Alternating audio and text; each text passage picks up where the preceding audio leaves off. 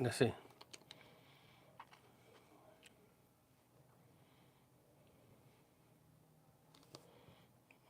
Which way we going? Well, see if I can even want to show back up. I was right in the middle of it, and I've had to switch over. My computer took a shit on me. Apparently, it was battery drained, and I didn't even know. I'm trying to get this set up. I don't even.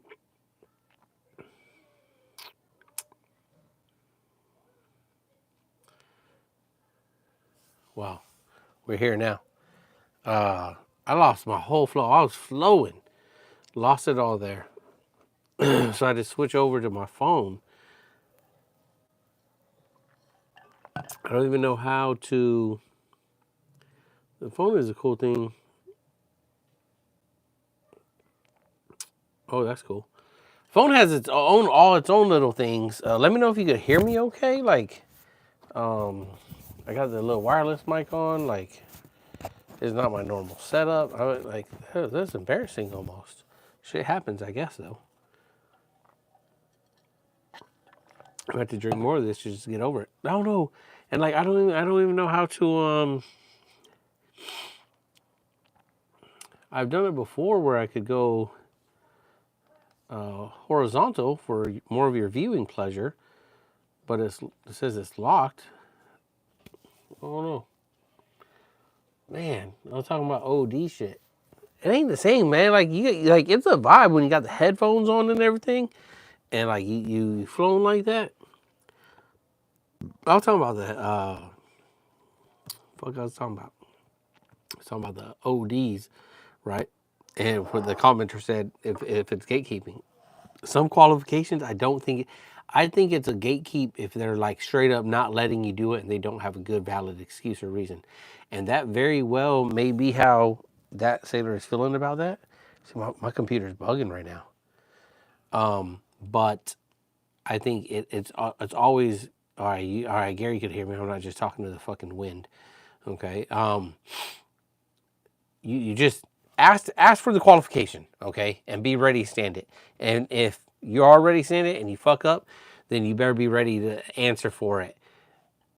But if you fuck up and you're ready, you think you're ready to answer for it, but you have the attitude of like, it's not that big of a deal. The example I was using was having your cell phone. I've been on a ship where like you were not allowed to have your cell phone on you at all, right? At all while watch standing, okay? And people got in trouble for it. And they thought, even the ship I was just the Fort Worth, they said someone had their phone out and the captain walked on board and just looked at them while the sailor was down on their phone. And like that's damn near happened when I was on the Oakland. There was no rule about having your phone. Everyone had their fucking phone out. It was great. Whenever the few times I did stand watch, if you're on the fucking, if you're on the mid or 2 to 7, having your phone out is a lifesaver. Okay, this you disagree, detract from military bearing, whatever. Okay, everyone in today's age wants to be on their fucking phone on the 2 to 7, watching something, listening to something, something. Okay, I don't know anyone that's on the 2 to 7, nothing in hand, just standing there, fucking, not losing their mind. Okay. Gear said, what's cool about being on your phone is like the chat goes pretty smoothly, but also willing to be able to be told no if the duty section leadership don't trust you to do it. Yeah. I doubled up my ATO for having his phone out while standing OD. See, Gary's on one of those ships. Me, I'd walk out all the way out there on the 10 to 2 or the 2 to 7 and be seeing the fucking sailor on their phone, and they'd put it away, right? And depending on like if I could hear their phone as I'm walking up, I'd be like, yo, what the fuck you doing? Like you got that shit that fucking loud? Like, are you stupid? Like that's why Gary, that's why you're the senior chief, and that's why I'm just a little E7, okay? But yeah, I mean, it's one of those, it is what is up with my shit? It keeps flashing battery on, battery off, battery on, battery off. Oh, my shit's bugging. It's always connected to power. This is like a little bit more in real life situation here since I don't have the full setup going. I'm going to plug it into actual power. It feeds off of other power usually. But yeah, that's how I feel about like the gatekeeping of when we talk specifically about qualifications. Okay. Now, more of for us, it depends on the section leader though. Some don't do it though. They just keep talking to them. Yeah, again, a lot of it's person to person. Again, if it's a hard and fast rule that is set, yeah, my shit straight up died, and I don't even know why or how. Well, that's that, I guess. Again, more in real life here. All right, I'm gonna bring this up and nope. Okay. What was I saying? So that qualifications, that's where I stand on qualifications. Get the qualification, but don't be surprised if you're not standing it. Also, so this is something that really comes up a lot of times in like boards and stuff. Okay, let me go this way. Go like this. Oh, other way, other way. Oh, other way, other way. All right. And Gary and anyone else watching that's in the mess, Gary, I'm sure you agree with this, right? I know I raised you, son. Um, is like you could be E4 qualified, pick whatever fucking qualification, some combat engineering qualification, whatever, right? And they go, yeah, but they're qualified this super high. That's a qualification that the CO gives out, right? And I've talked about some of this stuff before. And then the question I got is like, how many times have they stood it? 0. Like if they're not standing that watch at all, then what good is the qualification? I'll give them the points, like qualified it, sure. But outside of that, what good is that? It's like they got qualified it, cool, like 2 points, okay. They've stood 0 time on that watch. No points in the of the quarter or eval or like miss me with that, man. Like you can't just be like, oh, they're the first E4 that got qualified this. Okay, but now after they did it, they broke the dam and now every E4 is, right? And was that just, them, or was that every section leader accepting that? Was that the mess accepting that we're gonna do that, right? Like, shit like that. So at ranking boards, I say same shit. If they don't stand the watch, the call don't matter. They be getting mad. Yeah, they fucking right they do. Out here touching hearts. Go ahead, Gary, touch some hearts, right? So to the commenter again, right? Get the qualifications. Always going to be qualified and to be ready to stand that watch. Okay, don't be surprised if you're not going to stand the watch, especially if you're on a full on, 6 like the best I ever had it. 6 sections. There's 3 people on every quarter deck, a messenger, a petty officer, and an OD. Okay, then yeah, I'm not going to if I'm out of ODs, then I'm of the E7 and senior and the E6 and senior, then I'm gonna go down to the E5. Okay, but if I'm stacked on my ODs at that E6 and senior level, then my E5s are gonna stand petty officer watch. And every now and then on that 10-2 or that 2-7, where I could get away with 2 people because I don't want a messenger up there fucking with their head up their ass, not doing shit. Then you know what? You might luck up and you might get that 10-2 with the petty officer of the watch on there with you, right? But nowhere am I gonna be like, oh, you know what? I'm gonna put the chief on the petty officer of the watch, and I'm gonna put the E5 on the OD. Like I'm not going to, unless there's something where that chief royally fucked up, right? But even at that, there's probably other ways I could get back at them, right? Where I'm doubling them up or tripling them up, doubling them up for multiple days in a row, right? Because at that level, right? When that chief has to answer to the section leader and the CDO and or depending on how you and your CDO, if you're a good section leader, right, you're just looking at the CDO and you're like, I got this. Like, yeah, I don't need you to be involved. Okay, this is chief business, if you will, and you're gonna be like, hey man, you fucked up, right? And that chief should be like, yeah, I know. All right, well, stand by for the pain. I better not hear shit about why do I got the 2-7 again.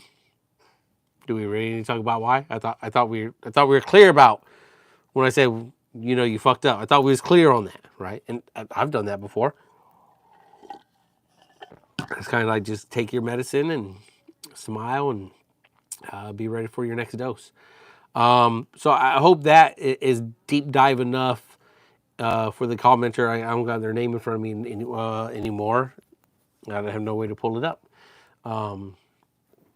So yeah, on the qualification part, on the part about collaterals, okay, I was using the example in my previous video about CFL, and they use CFL also. Okay, it's one thing if there's no one qualified for it. So the commenter said, if a chief doesn't want it, but a first class does, okay. And again, part of my comment I left him was sometimes you need a khaki, any khaki, and this was more my point, right? Any khaki to be in charge of that program to maintain some level of, again, accountability and responsibility, right? And authority over it, to be sure that we're not just fucking, that program starts getting fucking loosey-goosey with it, right? And again, one thing I don't think I commented on is like, we have a JG, LT now, that was our CFL on my previous command, right? In shape person, great, okay. They're doing okay, all right, but they're also the cool guy, right? Dominic Gary, I don't know how to say that. Dominic, I'm gonna go with Dominic. Dominic, thanks for joining us. But that part of it is like the CFL part. You have to be qualified. If there's no chief that can qualify for that, then yeah, you give it to a first class or you give it to an officer and you find the person that's qualified for it, right? But they got to be qualified, whatever program that is, and be smart on it enough to make sure they're running it correctly, okay? And for CFL, it's super important that you're there on time, you're there. And this was the problem I had with CFL, right? If there's no chief to run it, there's no chief to run it. I got my CS1 to step up, and they're going to go to the school. Hopefully, they're still attending it and everything, okay? Because they're not super in shape. It's not a big part of the lifestyle or anything, but they're capable of it. And that's where I wanted to push them to be more capable and to take that lead on it. Because what I saw from the officer and from the ACFO and other people, I loved you being a CFL too, Gary. We'll have to share that story, that one story that you told me that one time about that one senior chief, okay? But what I'm saying is, there has to be, again, it's all about responsibility, accountability, and authority and stuff right there, okay? With most of this stuff. We had an E5 that on numerous occasions was quoted of like, they didn't want to do it unless they were getting the eval for it. They didn't want to do it unless they had a letter saying that they were the CFL, okay? And when you get into, and you start finding these sailors that are doing that stuff for those reasons, you're going to start having problems with that program, right?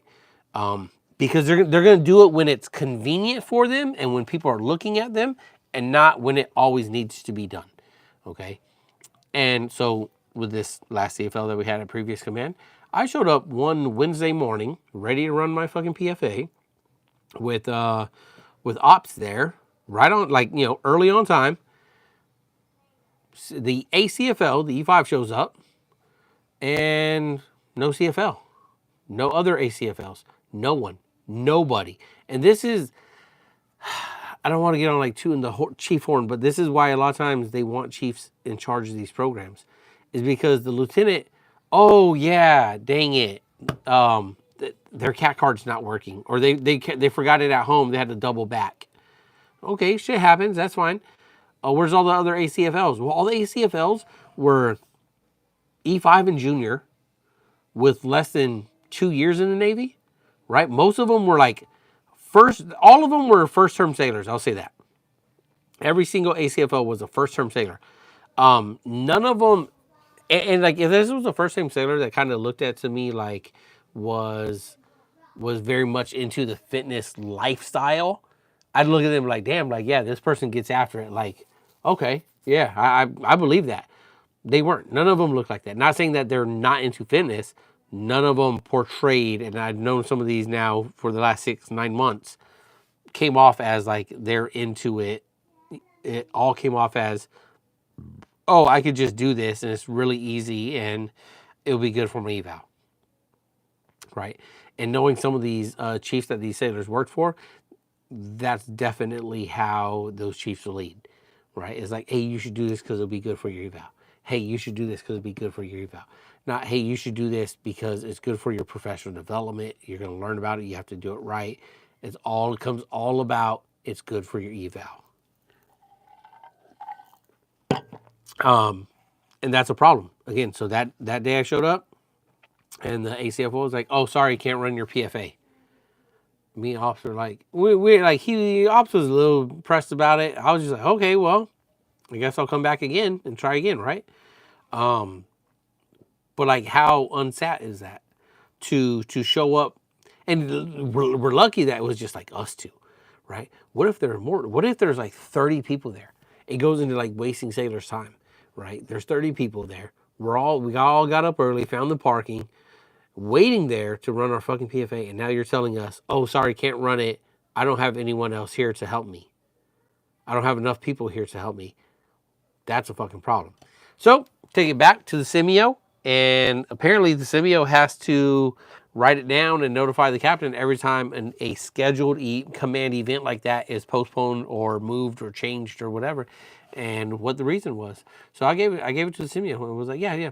And again, that wasn't for me like out of hate or spite or anything. It was just like, yeah, like I was there, I wasted my time, and then I had to end up going back. I was TED somewhere to go back TED or whatever. And the second time, everyone showed up and we're there to do it.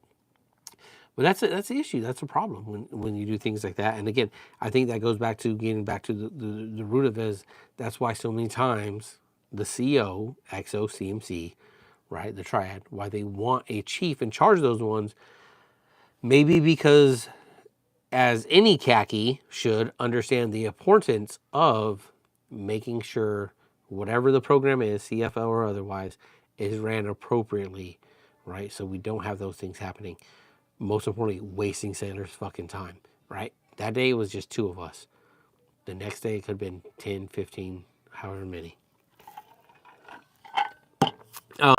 So if there's no chief that wants it or no chief that is qualified, right, and you're a first class, then I think you should absolutely, and this is one of those ones where your chief should have your back, right? If I have a first class that is fully qualified for it, right, in shape, can run the PFA, like actually run, right, and do all of that, why would I not push them to go get it and be the command CFL, right?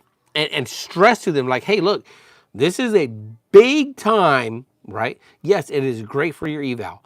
It's only great for your eval if you're able to accomplish it and conduct it in the professional manner as it should be. If you don't, then when you show up to boards, and again, this is something that Gary could attest to, right?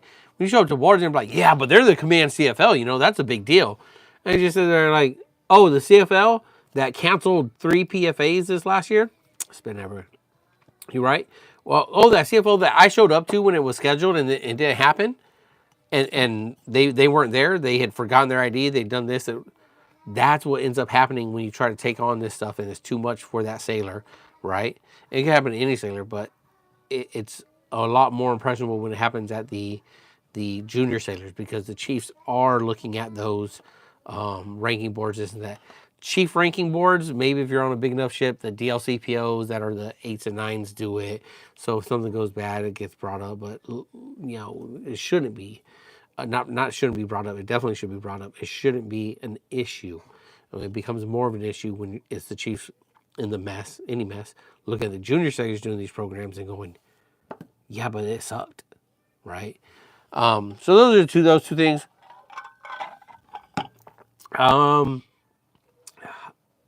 And I think I'm gonna stop there because I lost my studio today, and the other one I don't have.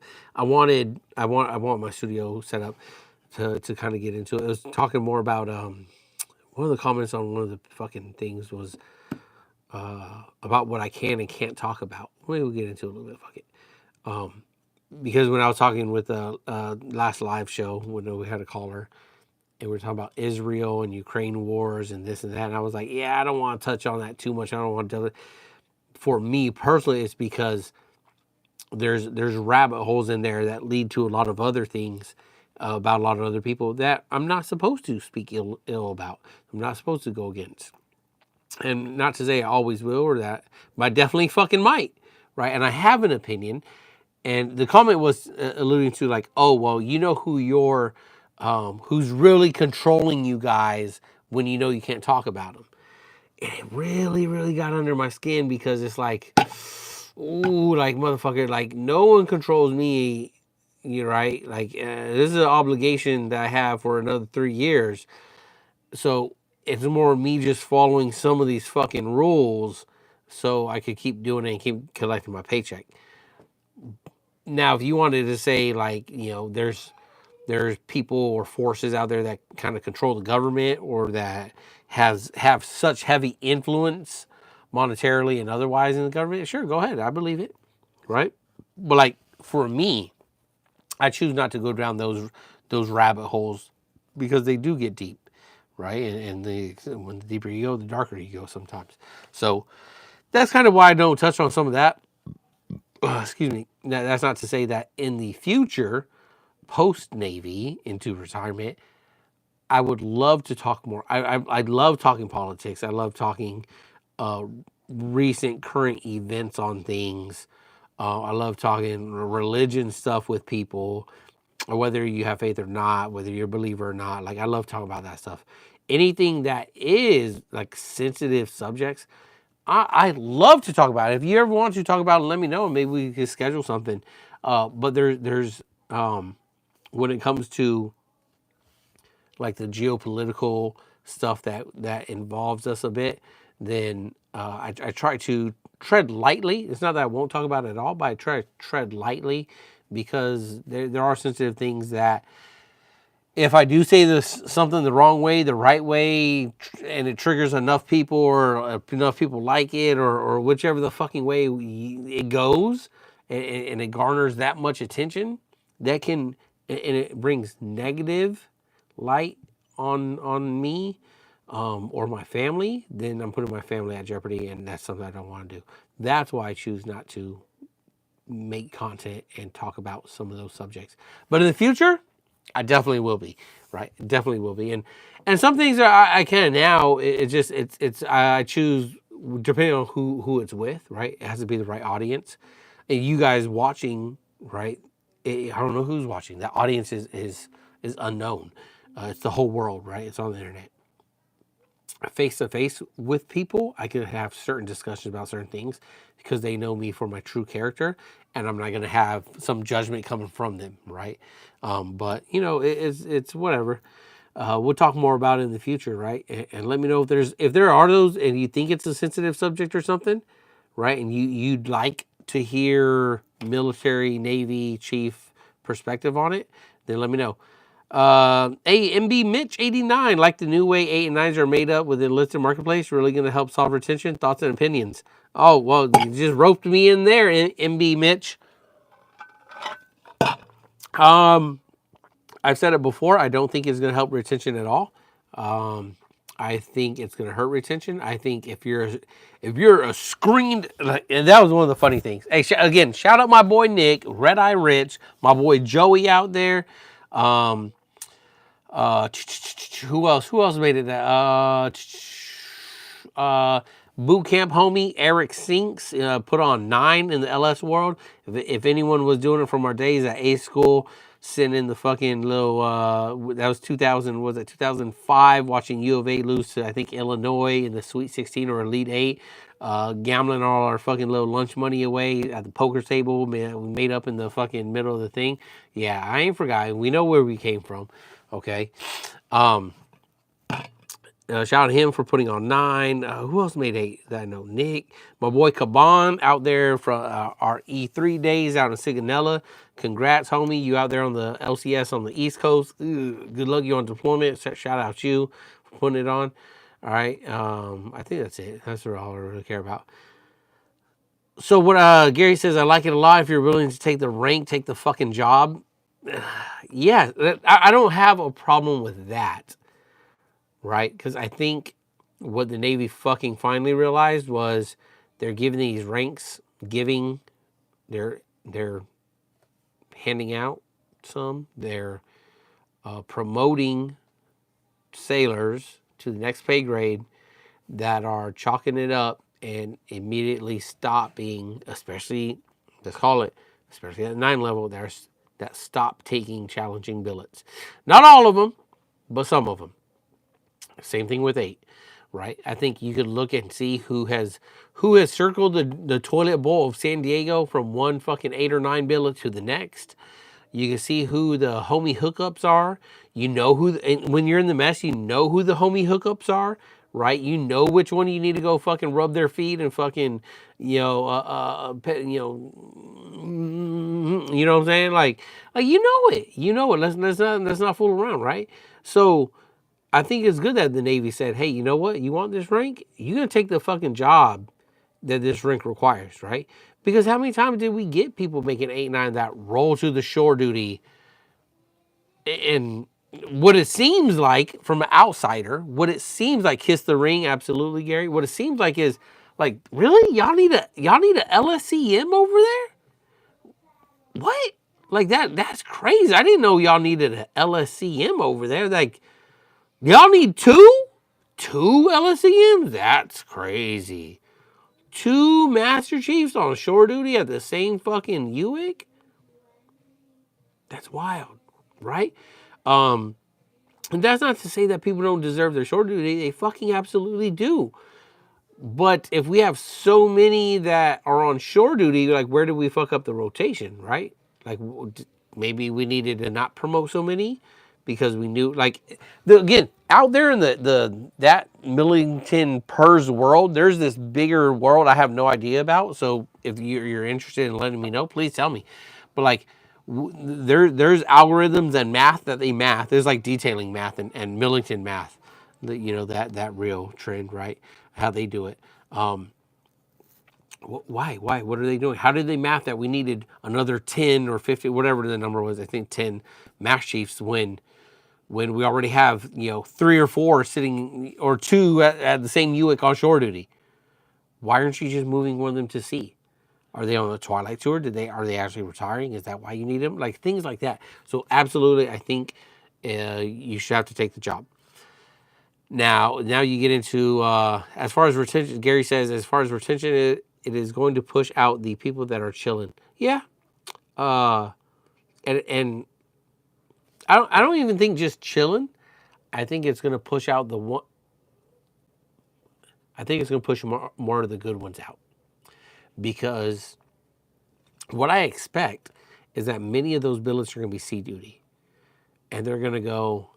We have what is there, like 8,000 MB Mitch? You might know this if you're still watching.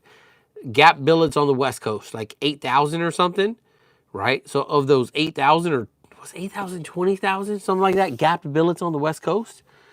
How many of those are khaki? How many of those are chiefs? How many are senior chiefs, master chiefs, right? And now if you go, hey, look, we know you just got off sea duty, and we're gonna let you spend that year on shore, but to get this star, you have to go back out to sea. How many are gonna go, fuck no? Not because they're chilling, or maybe they don't want to work, Gary, right? For sure, I'm gone after shore. I'm not, Gary says this, for sure, I'm gone after shore. I'm not going back to sea for a second star, right? But again, so, and that's what I'm saying, Gary.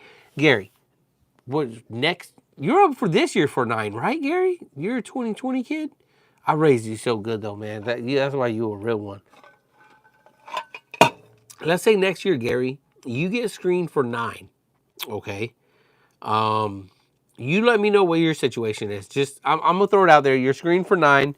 All right. Are you going to shore? When you go to shore, you lay me your scenario, Gary, and I'll tell you what you're gonna do. No, 2 years. In 2 years? Ugh. So again, they're gonna say, hey, here's 9, Gary. You're already at sea. You already owe another year at sea. You made 8 last year?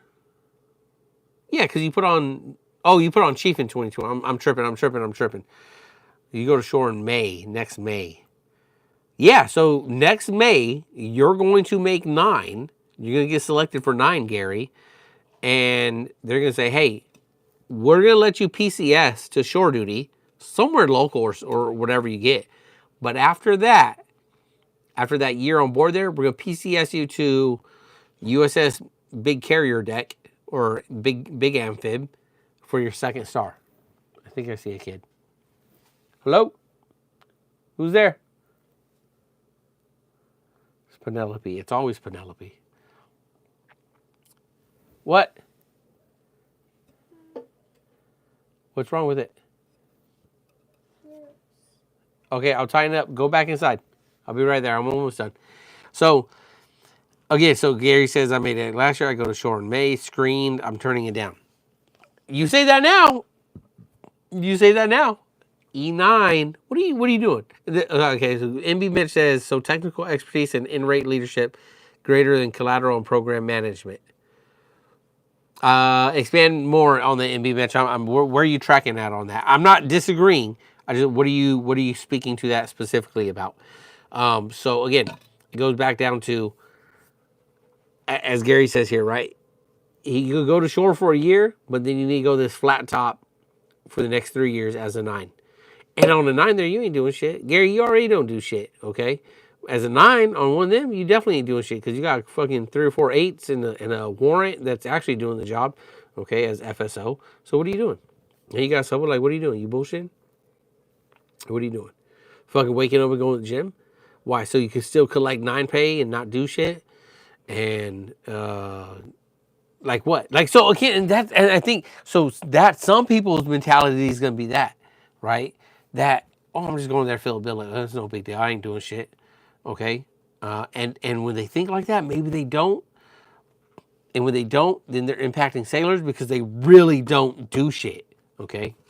For sure, but it's still sea duty. I'll be away from the family and I'm over that part. Absolutely, Gary. Absolutely. I'm with you. I understand. I feel the same. Penny, you still right there? What are you doing? Oh, she's on her scooter. All right. But there's I think, and answer me this, chat. MB Mitch says, I think the Navy previously selected chiefs showing program and collateral abilities over in-rate ability. Yeah, okay. Maybe it's starting to change. Weak mess equals weak war room equals weak command. MB Mitch, I'm not opposed to that at all. Right? I think there was a lot of that probably. And I've been in the mess for a little while now. I'd like to talk to some older chiefs, some older saltier goats that are maybe retired that were at the Cap Man level that could speak to this more, right? And let us let the viewers know what they think, right? How it was going then. I'm just afraid it's always one of those things where they're like, no, we're always picking the best and fully qualified. But again, it's one of those things like you can go back and read precepts. You go and like when the MOVSM was a huge deal, and every fucking chief I knew would tell me, volunteer, get your, like, that's gonna put you over the top. And now it's worth shit, and I never did it, and I never fucking cared for it because it should never have been about that. But so many people fucking swore by it, right? And they swore by the fucking collateral. And I've always just been one of like, if you could just do the work and really put this work in every day, then everything else should take care of itself. And although we're saying that we're changing to that and that we're trying to get there, how long is, again, it's like the Navy, right? The mess, the Navy, whatever, whichever way. As it's a big ship to course correct, right? And those course corrections take a long, slow time to get there, right? And with most things, we're always behind. Okay. I think it's going to hurt retention. Let me split hairs here. It's going to hurt retention of the good chiefs. Okay. And yeah, absolutely, Gary. Weak chiefs make a weak mess. Make weak chiefs. Yes. Gary, I tell you what, man. You my son for real. Okay. I love you, dog. Absolutely. Weak chiefs make weak chiefs. Weak chiefs make weak LPOs. Right? And that's another thing that I think we've gone to is like where we the mess, those high on up high on ye or whatever. How's that saying go? Some upon ye he or some shit. I don't know. We think everyone now deserves to be a chief. Everyone deserves to, and that's not that, again, I'll stand by that. We're not special, okay? But not everyone is deserving of the next level of responsibility, is what I'm saying. I don't care if it's a lieutenant, any kind of khaki. Not everyone is deserving of that, okay? It needs to be selective of who puts on stars and bars and anchors. Absolutely. Okay. Otherwise, if it's just like, no, like everyone should fucking be a chief. Okay. If you did 20, and I promise I want to fucking know if you've ever stood aboard, tell the fucking truth. I want to know, is there a fucking cutout quota for motherfuckers that are in their 20th year, 21st, 22nd year that be like, we are going to select these last cut motherfuckers that have been up for chief 15 times and have never made it. But here on their last shot, we're going to fucking select them. Spill it. Like there is no way in hell that there is not something like that going on there. Fucking promise you there is. Either an unwritten or written, there fucking is. Okay? And I bet you someone, no, we wouldn't, it's all of it. Be real. Come on. Just be real. All right. Gary says, I agree with you there. Is going to put out the good ones. But they don't. They could be okay first classes. Hey, you know what? An okay first class is better than a shitbag first class, right? And there's some some of those okay first classes. You know what?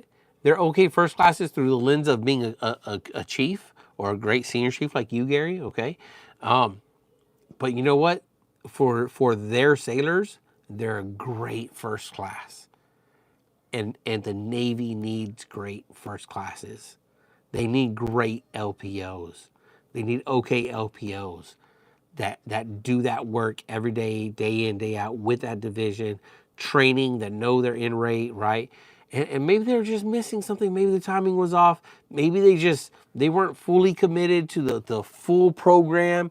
Maybe they're, you know what? Maybe they did such a great job of prioritizing their family and not sacrificing their family that they just always missed out on that one thing that would put them over the hump. Great, because their family's intact, their kids are happy, their wife, husband, whoever is happy, and they have a great family life. And why would you sacrifice that for the anchor, right? Although a lot do, many of us do. There's a sacrifice that does come with it. Okay, you can't sit there and be like, no, there's always a sacrifice. Okay, find yours today at your local Walmart. Running dry here, all right, so we're gonna have to start wrapping this up. Okay, so again, I think back to MB Mitch's original, the new screening process, I think is going to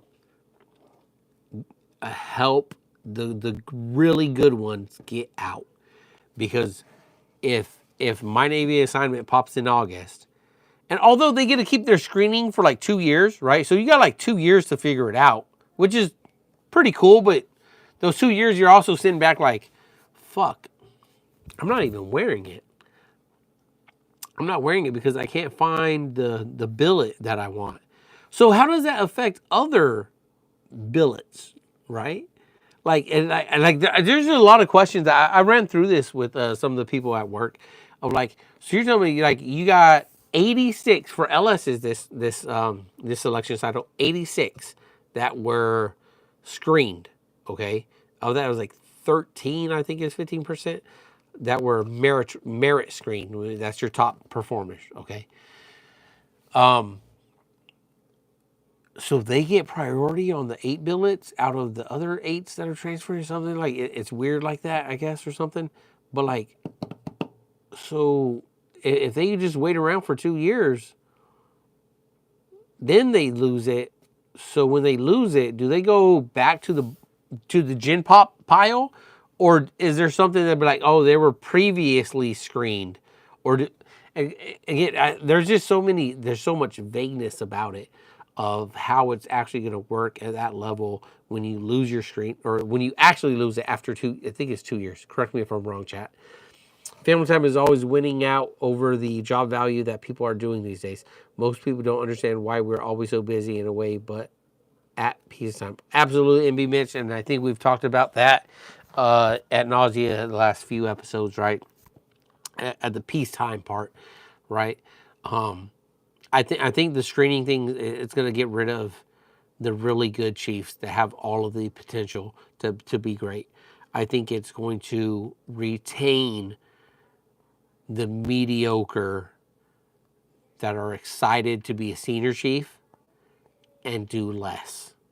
That are excited to be a master chief and do less. Right? And those are the ones that it's going to retain. If you disagree, let me know in the comments.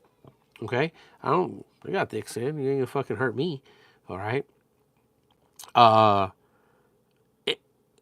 It's going to definitely keep some people that want to do great things and are going to keep running and gunning, and the ones that have no problem being like, yeah, oh, it's an 8 billet in Japan on a ship. Oh, cool. I'll just leave my family here in San Diego. Gone. There's those people out there too, right? They're very good, right? They're all about their sailors. They're all about the mission. They're fucking excellent logisticians, culinary specialists, operations specialists, whatever. Pick your fucking rate. They're out there, right? They know their rate. They're warfighter ready. They fucking know how to fucking lead sailors, right? They're all about it. And they just look at their family ashore and be like, the check's deposited. You have money. Carry on. Right?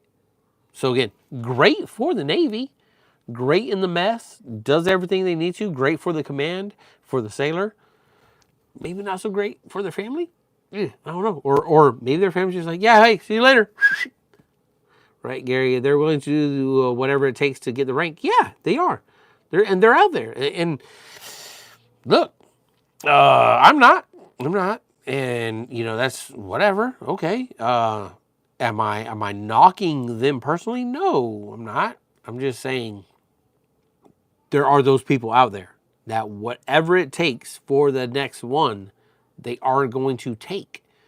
And you know what? The Navy needs them. And be mentioned, yes, on the mediocre folks. Mediocre always looks better standing next to a dirtbag. Therefore, the standard of top performers is now mediocre. Yeah, absolutely. And once Gary retires and I retire, that mediocrity even goes lower.